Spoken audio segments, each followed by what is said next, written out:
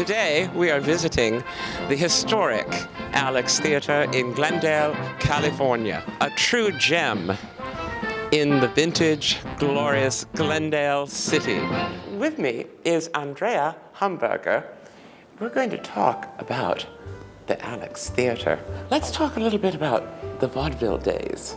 What was that like? Well, there was a variety of vaudeville, and I'm not actually expert on everything that played here, but the thing that I know the most about and that I think was very interesting were called Fanchon and Marco productions, or Fanchon and Marco ideas, actually. And they were produced by a brother and sister team named Fanchon and Marco. They started in San Francisco with some reviews and shows with chorus girls, and came down to LA and decided to do start with a school, and they would recruit like dancers, performers, singers, people who could do all of those things from all over the country. They would train them, they would put together these themed shows that were about 45 minutes each. Each one had a theme which was like, you know, the Stairway of Heaven ideas or the Bon Paris idea. And they would just have a whole show dedicated to that theme, with song, dance, tap, singing, trapeze, you know, whatever, you know, would carry out that theme. Was there a live orchestra here? Yeah, there was at times. Mm-hmm. For those, I can't remember exactly how they did the music. They may have had their own group. And they would, anyway, put together that theme, elaborate costumes, elaborate sets. And so when you came to a movie during that period, which was like late 20s to maybe about 1933 or so, you would see a Fanchon and Marco idea as well. And they're well documented. We have lots of photos up here on the history wall of some of the dancers and some of the sets from that series. And well, there's so many great things about that, but what was really interesting was that young women who were recruited from all over the country would have an opportunity to come to LA, put together the show, and then they would travel all over the country to do these shows in theaters everywhere. They would start in Glendale and then they would go all over. So it was opportunity for young women at that time, which was very, very unusual. And those young women, after that, their career in that, you know, some of them ended up staying in entertainment, being choreographers, performers. Some went just back to regular life, but they had that great, great period in their history where they had that great opportunity. So the Alex Theatre was really a training class, and offered opportunities for people to really perfect their art. And it wasn't always called the Alex Theatre, was it? No, it was originally called the Alexander Theatre. And who was it named after? It was named after the 3-year-old son of C.L. Langley, the theater magnate who developed the theater. When we first started all of this research into the Alex in the late 80s, I really, really searched to see if I could find Alexander, and was never able to find him.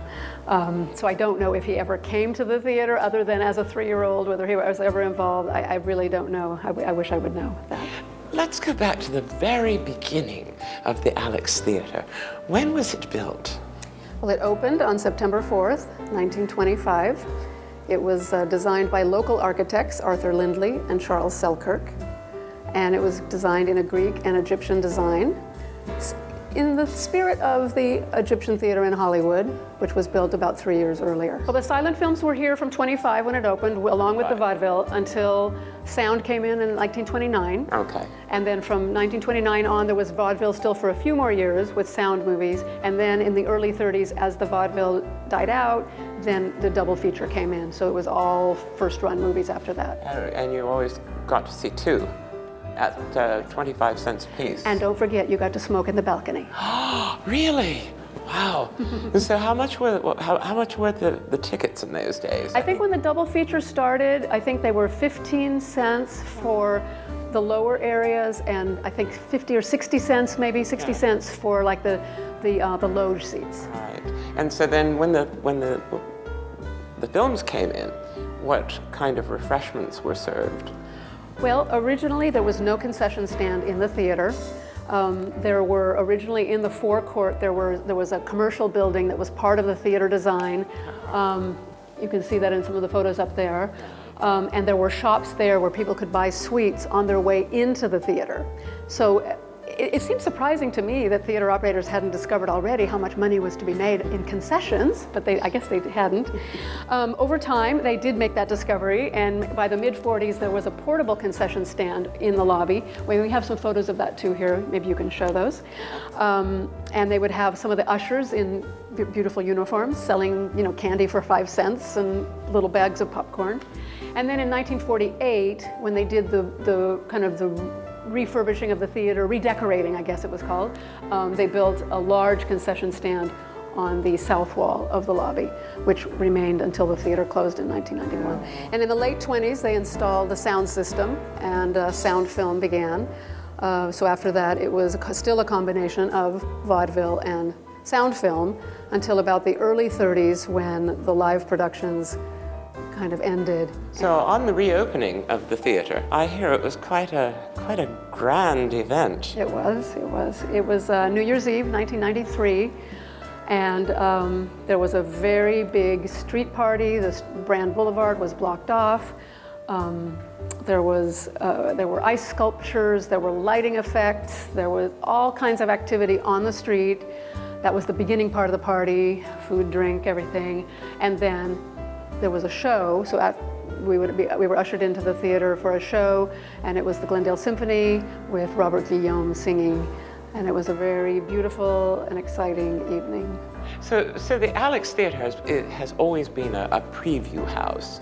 And how did it get started in Glendale as a preview house? Well, first of all, the Glendale location was great because it was near Hollywood, near where the film studios were. It was convenient for the film executives and for the stars to come to the previews. And also, it was a small middle-class town, so it was good to use the Glendale residents as a kind of a barometer of how the film would do as it went out across the country, as it was released. So they would do previews here, and they started very early. They started in the 20s. And sometimes they were sneak previews, sometimes they were announced as major studio previews, so sometimes people knew they were seeing a preview, they didn't necessarily know what they were seeing. Sometimes they came in and they saw a preview they didn't know they were going to see. So it was kind of fun, I think, for the residents at that time. Exciting, yeah. And the executives would sit in the audience and they would hear audience response, and they would pay attention, and they would then pass out cards afterwards in the lobby. People would fill out response cards, and then based on those responses, sometimes they actually re-edited or retitled or made changes to the film before they released it. So I like to say the Alex played a role in film history as well as theater history by helping to shape films before they were released. What led you to the Alex Theatre? Well, I always loved the Alex. I came here from the time I was a small child. I always just had a great sense of awe for the theater. And in the late 80s, I had just come back to Glendale. I just gotten out of grad school, and the Glendale Historical Society had a committee starting up to try to preserve the Alex, because they knew that Mann Theaters was going to be moving out. They were building a multiplex.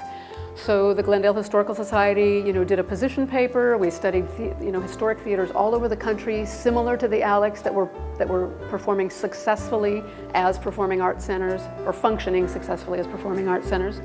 And we talked to city council, we talked to local business people, and we got a theater consultant to come and help, and we really put together a package, talked to the city, and really convinced the city that it was a good thing to do. So they appointed a citizens committee called the Committee for Arts at the Alex, and we did all these initial studies, studying all aspects of the theater, the structural, the potential for putting an organ back in, what size productions, what kind of productions could go in here. We talked to programmers from around. We really studied all aspects, presented all of that after about 10 months of preparation to the city council. And they decided that buying the theater and restoring it as a performing arts center for the city of Glendale was the right thing to do. We're going to go on a special tour, guided by Bob O'Neill. Tell us, Bob, how did you get involved with the Alex Theatre? I was hired as a sound engineer here in 1995 and promoted to assistant technical director in 2007, and now I'm the technical director. Very good. All right, let's see some of those technicals. This is the entrance to the organ loft that used to have organ pipes in it. In the 90s, we had to use this space for equipment and storage since there wasn't much storage in the building. So Bob, where are we now in the Alex? Here we are in the stage right hallway, and this room in here has all the amplifiers for the sound system. And it's an interesting thing because this is below an old alleyway between the Alex Theatre and the building next door.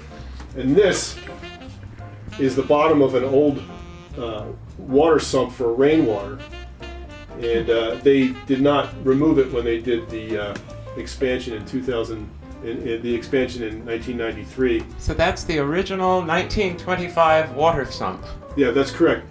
We had a flash flood in the 90s, and for some reason the water got through the floor above and started running out of that pipe and into the equipment that we had in this room.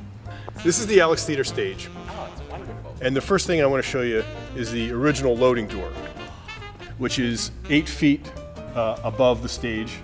And the original loading door is at street level. So here on the stage, we're 8 feet below the street. Okay. So what we're going to do is we're going to raise up this wooden wall, which protects a gray acoustic wall that we use for orchestras. And behind that is the original loading door. The original stage left wall was right here. If you look straight up, you can see the wall continues there. And it didn't leave any space for any productions to have any scenery.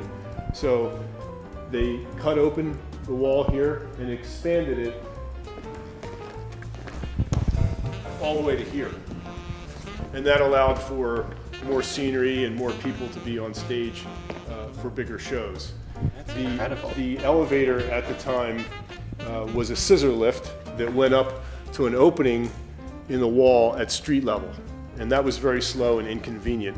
And when they did the expansion in 2013, they moved part of the wall further south and got rid of the scissor lift and installed a real freight elevator.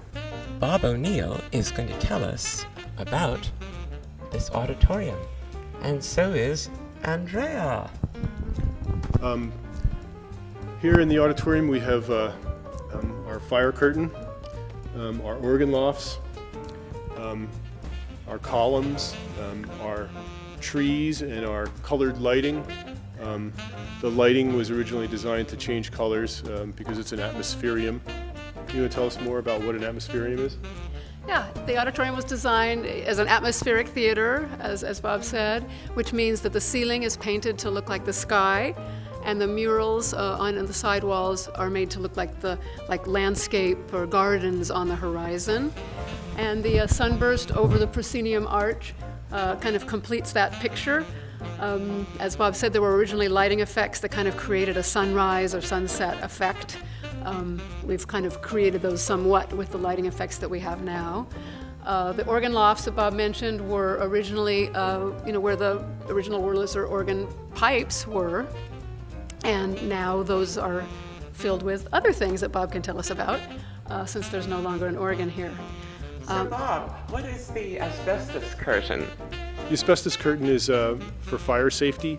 If there's a fire on the stage, it won't spread to the auditorium. If there's a fire in the auditorium, it won't spread to the stage. If you have a working fire curtain, by law, it needs to be down when there's nothing happening in the theater. The thing I like to though talk about that's very interesting is that one of the other reasons that this was a favored place for previews during the 20s, during the silent era, was that Frank Lanterman, who was the staff organist at that time, was really excellent at improvising a score for a film as he watched it for the first time. Oh, how wonderful. So he would sit at the organ, the film would play in front of him, and he would just play a score right there on the spot.